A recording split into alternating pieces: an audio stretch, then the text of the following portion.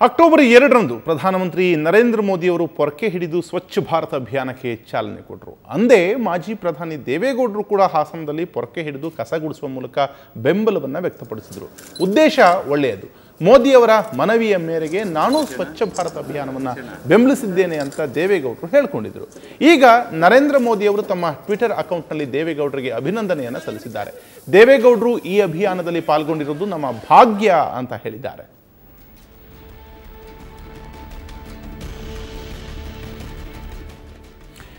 ಈ ಕುರಿತಾಗಿ ಮಾತಾಡೋದಕ್ಕೆ ನಮ್ಮ ಪ್ರತಿನಿಧಿ ಶಂಕರ್ ಪಾಗೋಜಿ ನಮ್ಮ ಜೊತೆ ಫೋನ್ ಸಂಪರ್ಕದಲ್ಲಿದ್ದಾರೆ. ಪಾಗೋಜಿ ಅವರೇ, ಸ್ವಚ್ಛ ಭಾರತಕ್ಕೆ ಪ್ರಧಾನಮಂತ್ರಿ ಕರೆ ಕೊಟ್ಟ ತಕ್ಷಣ ಮಾಜಿ ಪ್ರಧಾನಿ ದೇವೇಗೌಡರು ಕೂಡ ಅದಕ್ಕೆ ಸ್ಪಂದಿಸಿದ್ದು. ಆದರೆ ಗಮನ ಸೆಳೆಯುತ್ತಿರುವಂಥದ್ದು ದೇವೇಗೌಡರ ಈ ಒಂದು ಸ್ಪಂದನೆಗೆ ನರೇಂದ್ರ ಮೋದಿಯವರು ಟ್ವಿಟರ್ನಲ್ಲಿ ಅಭಿನಂದನೆಯನ್ನು ಸಲ್ಲಿಸಿರುವಂಥದ್ದು. ಏನು ಹೇಳಿದ್ದಾರೆ ನರೇಂದ್ರ ಮೋದಿಯವರು? ಹಾಗೆ ಈ ಒಂದು ಘಟನೆಯ ಬಗ್ಗೆ ಮಾತನಾಡೋದಾದ್ರೆ ರಾಘವೇಂದ್ರ, ಏನು ಅಕ್ಟೋಬರ್ 2ರಂದು ಏನು ದೇಶಾದ್ಯಂತ ಸ್ವಚ್ಛ ಭಾರತ ಅಭಿಯಾನ ನಡೆಸಬೇಕು ಅಂತ ಏನು ಪ್ರಧಾನಿ ನರೇಂದ್ರ ಮೋದಿ ಅವರು ಏನು ಒಂದು ಅಭಿಯಾನವನ್ನ ಆರಂಭ ಮಾಡಿದ್ರು. ಆ ಅಭಿಯಾನಕ್ಕೆ ಹೋಗೊಟ್ಟು ಮಾಜಿ ಪ್ರಧಾನಿಗಳಾಗಿರುವಂತ HD ದೇವೇಗೌಡರು ಕೂಡ ಹಾಸನದಲ್ಲಿ ಅವರು ಅಭಿಯಾನದಲ್ಲಿ ಭಾಗವಹಿಸಿ ಅಲ್ಲಿಯ ರೈಲ್ವೆ ನಿಲ್ದಾಣದಲ್ಲಿ ಸ್ವಚ್ಛತಾ ಕಾರ್ಯಕ್ರಮದಲ್ಲಿ ಭಾಗವಹಿಸಿದ್ರು. ಅಂದ್ರೆ ನರೇಂದ್ರ ಮೋದಿ ಅವರ ಈ ಅಭಿಯಾನದ ಬಗ್ಗೆ ಅನೇಕ ರೀತಿಯ ಟೀಕೆಗಳನ್ನ ಮಾಡಿ ರಾಜಕೀಯ ಪ್ರೇರಿತ ಒಂದು ಉದ್ದೇಶ ಮತ್ತು ಪ್ರಚಾರದ ಹಿನ್ನೆಲೆಯಲ್ಲಿ ಅವರು ಮಾಡಿದ್ದಾರೆ ಅನ್ನುವಂತ ಅನೇಕ ಟೀಕೆಗಳು ಕೂಡ ಕೇಳಿಬಂದಿದ್ವು. ಆದ್ರೆ ದೇವೇಗೌಡರು ಮಾತ್ರ ಅದ್ಯಾವುದಕ್ಕೂ ಹೋಗೊಡದೆ ಒಬ್ಬ ಪ್ರಧಾನಿಯವರು ಈ ರೀತಿಯ ಒಂದು ಅಭಿಯಾನದಲ್ಲಿ ಭಾಗವಹಿಸಿ ಅಂತ ದೇಶದಲ್ಲಿ ಕರೆ ಕೊಟ್ಟಾಗ ಅವರ ಕರೆಗೆ ನಾನು ಮನ್ನಣೆ ಕೊಡ್ತೀನಿ, ಮತ್ತೆ ಪ್ರಧಾನಿಯವರ ಆದೇಶದಂತೆ ನಾನು ಕೂಡ ಸ್ವಚ್ಛತಾ ಆಂದೋಲನದಲ್ಲಿ ಭಾಗವಹಿಸ್ತೀನಿ ಅನ್ನುವ ಮಾತನ್ನು ಕೂಡ ಹೇಳಿ ದೇವೇಗೌಡರು ಹಾಸನದಲ್ಲಿ ಸ್ವಚ್ಛತಾ ಅಭಿಯಾನದಲ್ಲಿ ಭಾಗವಹಿಸಿದ್ರು. ಅದಕ್ಕೆ ಪ್ರಧಾನಿ ನರೇಂದ್ರ ಮೋದಿ ದೇವೇಗೌಡರಿಗೆ ಒಂದು ಅಭಿನಂದನೆಯನ್ನ ಸಲ್ಲಿಸಿದ್ದಾರೆ. ಅಂದ್ರೆ ಒಬ್ಬ ಮಾಜಿ ಪ್ರಧಾನಿಯವರು ಕೂಡ ಇಂಥ ಒಂದು ಮಹತ್ ಕಾರ್ಯದಲ್ಲಿ ಭಾಗವಹಿಸಿರೋದು ಒಂದು ದೇಶದ ಹೆಮ್ಮೆ ಮತ್ತು ಆ ಪ್ರಧಾನಿಗೆ ಕೊಡ್ತಾ ಇರುವಂತ ಗೌರವ ಅನ್ನುವಂತ ಒಂದು ಹಿನ್ನೆಲೆಯಲ್ಲಿ ನರೇಂದ್ರ ಮೋದಿ ಅವರು ಅವರಿಗೆ ಒಂದು ಅಭಿನಂದನೆಯನ್ನ ದೇವೇಗೌಡರಿಗೆ ಸಲ್ಲಿಸಿದ್ದಾರೆ. ರಾಘವೇಂದ್ರ, ಓಕೆ, ಈ ಒಂದು ಬೆಳವಣಿಗೆಗಳ ಬಗ್ಗೆ ನೋಡೋದಾದ್ರೆ ಅಂದ್ರೆ ಈಗ ಒಂದು ಕಡೆ ದೇವೇಗೌಡರು ಹೇಳ್ತಾರೆ ಇದು ನರೇಂದ್ರ ಮೋದಿ ಕೊಟ್ಟ ಪ್ರಧಾನಿ ಕರೆ ಅಂತಲ್ಲ, ಒಬ್ಬ ದೇಶದ ಪ್ರಧಾನಿ ಕೊಟ್ಟಂತ ಕರೆ, ನಾವು ಅದನ್ನ ಪಾಲಿಸಬೇಕು ಒಬ್ಬ ಲೋಕಸಭಾ ಸದಸ್ಯನಾಗಿ ಅನ್ನುವಂಥದ್ದು. ಆದರೆ ಇನ್ನುಳಿದ ಲೋಕಸಭಾ ಸದಸ್ಯರು ಅಂದ್ರೆ ಕಾಂಗ್ರೆಸ್ನ ಲೋಕಸಭಾ ಸದಸ್ಯರು ಯಾರು ಕೂಡ ಇದಕ್ಕೆ ಪ್ರಧಾನಿಯವರ ಕರೆಗೆ ಕಿವಿ ಕೊಡದೇ ಇರುವಂಥದ್ದು.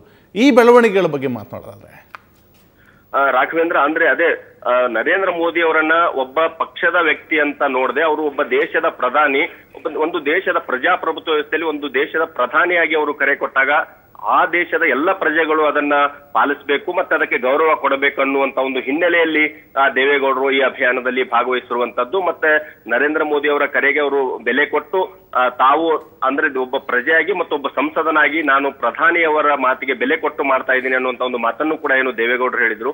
ಅದೇ ರೀತಿ ಬೇರೆ ಪಕ್ಷದ ಕಾಂಗ್ರೆಸ್ ಇರ್ಬೋದು, ಇತರ ಪಕ್ಷಗಳ ನಾಯಕರಾಗಿರ್ಬೋದು, ಸಂಸದರಾಗಿರ್ಬೋದು, ಕಾರ್ಯಕರ್ತರಾಗಿರ್ಬೋದು, ಎಲ್ಲರೂ ಕೂಡ ಅದರಲ್ಲಿ ಒಂದು ದೇಶದ ಕಾರ್ಯ ಮತ್ತು ಒಬ್ಬ ಪ್ರಧಾನಿ ಅವರು ಕರೆ ಕೊಟ್ಟಾಗ ಮತ್ತು ಅದು ಗಾಂಧಿ ಜಯಂತಿಯ ಹಿನ್ನೆಲೆಯಲ್ಲಿ ಮತ್ತು ಗಾಂಧೀಜಿಯ ಆಶಯ ಏನಾಗಿತ್ತು, ದೇಶವನ್ನ ಸ್ವಚ್ಛವಾಗಿಡಬೇಕು ಅನ್ನುವಂತ ಒಂದು ಏನು ಗಾಂಧೀಜಿಯ ಆಶಯ ಹಿನ್ನೆಲೆಯಲ್ಲಿ ಇದನ್ನ ಮಾಡಬೇಕು ಅನ್ನುವಂತ ಒಂದು ಉದ್ದೇಶದಿಂದ ಪ್ರಧಾನಿಯವರು ಈ ಒಂದು ಅಭಿಯಾನವನ್ನು ಆರಂಭ ಮಾಡಿದ್ರು. ಮತ್ತೆ ನರೇಂದ್ರ ಮೋದಿ ಅವರು ತಮ್ಮ ಅಭಿಯಾನದ ಆರಂಭದಲ್ಲಿಯೇ ಹೇಳಿದ್ರು, ನನಗೆ ಗೌರವ ಕೊಡದೇ ಇದ್ರು ಚಿಂತಲ ಅಥವಾ ನನ್ನ ಕಾರ್ಯಕ್ಕೆ ನೀವು ಏನಾದ್ರೂ ಟೀಕೆ ಮಾಡಿ, ಆದ್ರೆ ಗಾಂಧೀಜಿಯವರಿಗೋಸ್ಕರನಾದ್ರೂ ಈ ಕೆಲಸವನ್ನ ಮಾಡಿ ಅನ್ನುವಂತ ಒಂದು ಮಾತನ್ನು ಕೂಡ ಪ್ರಧಾನಿ ನರೇಂದ್ರ ಮೋದಿ ಈ ಅಭಿಯಾನ ಆರಂಭದಲ್ಲಿ ಹೇಳಿದ್ರು. ಅದಕ್ಕಾದ್ರೂ ಕೂಡ ಬೇರೆ ಪಕ್ಷದ ರಾಜಕೀಯ ಮುಖಂಡರಾಗಿರ್ಬೋದು, ಸಂಸದರಾಗಿರ್ಬೋದು, ಕಾರ್ಯಕರ್ತರಾಗಿರ್ಬೋದು, ಎಲ್ಲರೂ ಕೂಡ ಒಂದು ದೇಶದ ಕೆಲಸ ಅನ್ನುವ ನಿಟ್ಟಿನಲ್ಲಿ ಅದರಲ್ಲಿ ಭಾಗವಹಿಸಬೇಕಾಗಿತ್ತು. ಆದ್ರೆ ಅದರಲ್ಲೂ ಕೂಡ ರಾಜಕೀಯ ಹುಡುಕುವಂತ ಒಂದು ಪ್ರಯತ್ನಗಳನ್ನ ಕಾಂಗ್ರೆಸ್ ಆಗಿರ್ಬೋದು ಮತ್ತು ಇತರ ಪಕ್ಷದ ನಾಯಕರು ಮಾಡಿದ್ರು ಅಂತ ಹೇಳ್ಬೋದು. ರಾಘವೇಂದ್ರ, ಎಸ್ ಪಾಗೋಜಿ, ಇಲ್ಲಿ ಗಮನ ಸೆಳೆಯುವಂತ ಇನ್ನೊಂದು ವಿಶೇಷ ಅಂದ್ರೆ ದೇವೇಗೌಡರ ಈ ಒಂದು ಸ್ಪಂದನೆಗೆ ಪ್ರಧಾನಮಂತ್ರಿ ನರೇಂದ್ರ ಮೋದಿ ಅವರು ಟ್ವೀಟ್ ಮಾಡಿರುವಂಥದ್ದು, ಅವರು ಅಭಿನಂದನೆಯನ್ನ ಸಲ್ಲಿಸ್ತಾರೆ. ಇವರ ಈ ಒಂದು ಅಭಿನಂದನೆ ಒಂದು ಸೌಜನ್ಯ ಅಂತ ಹೇಳ್ಬಹುದಾ ಅಥವಾ ಉಳಿದವರಿಗೆ ಇದೊಂದು ಟಾಂಗ್ ಅಂತ ಹೇಳ್ಬಹುದಾ? ರಾಘವೇಂದ್ರ, ನರೇಂದ್ರ ಮೋದಿ ಅವರು ಯಾವಾಗ ಪ್ರಧಾನಿ ಆದ ಮೇಲೆ ಆ ಹುದ್ದೆಗೆ ತಕ್ಕಂತೆ ಮತ್ತೆ ಆ ಹುದ್ದೆಗೆ ಏನು ಗೌರವ ಘನತೆ ಇರುತ್ತೆ ಆ ರೀತಿಯ ನಡೆದುಕೊಳ್ಳುತ್ತಾ ಇರುವಂತಹ ಅನೇಕ ಪ್ರಸಂಗಗಳನ್ನ ನಾವು ಕಾಣ್ತಾ ಇರುವಂತದ್ದು. ಒಬ್ಬ ಪ್ರಧಾನಿಯಾಗಿ ಎಲ್ಲ ಪಕ್ಷದ ನಾಯಕರನ್ನಾಗಿರ್ಬೋದು ಮತ್ತೆ ಪಕ್ಷಗಳ ಹಿರಿಯರನ್ನಾಗಿರ್ಬೋದು ಅವರೆಲ್ಲರನ್ನೂ ಗೌರವಿಸುವಂತ ಒಂದು ಪರಿಪಾಠವನ್ನ ಅವರು ಮುಂದುವರ್ಸ್ಕೊಂಡು ಬಂದಿದ್ದಾರೆ.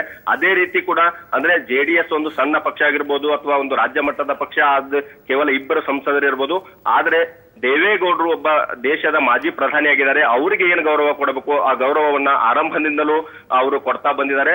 ಮತ್ತೆ ಇಂಥ ಒಂದು ದೊಡ್ಡ ಮಟ್ಟದ ಅಭಿಯಾನವನ್ನ ಕೈಗೊಂಡಾಗ ಮಾಜಿ ಪ್ರಧಾನಿಗಳು ಆಕ್ಟಿವ್ ಆಗಿ ಅದರಲ್ಲಿ ನಾನು ಭಾಗವಹಿಸ್ತೀನಿ ಅನ್ನುವಂಥದ್ದು ಕೂಡ ಒಂದು ಆ ಸ್ಫೂರ್ತಿ ಆಗತ್ತೆ, ಅದು ಇನ್ನೊಬ್ಬರಿಗೆ ಪ್ರೇರಣೆ ಆಗತ್ತೆ ಅನ್ನುವಂತ ಹಿನ್ನೆಲೆ ಕೂಡ ಇದರಲ್ಲಿ ಇರುವಂತದ್ದು. ಆ ಹಿನ್ನೆಲೆಯಲ್ಲಿ ದೇವೇಗೌಡರಿಗೆ ಏನು ಗೌರವ ಕೊಡಬೇಕು ಮತ್ತೆ ಅವರ ಅಭಿಯಾನಕ್ಕೆ ಏನು ಅಭಿನಂದನೆಯನ್ನು ಸಲ್ಲಿಸಬೇಕು ಅದನ್ನು ಕೂಡ ನರೇಂದ್ರ ಮೋದಿ ಅವರು ಇದರಲ್ಲಿ ಮಾಡಿರುವಂತದ್ದು.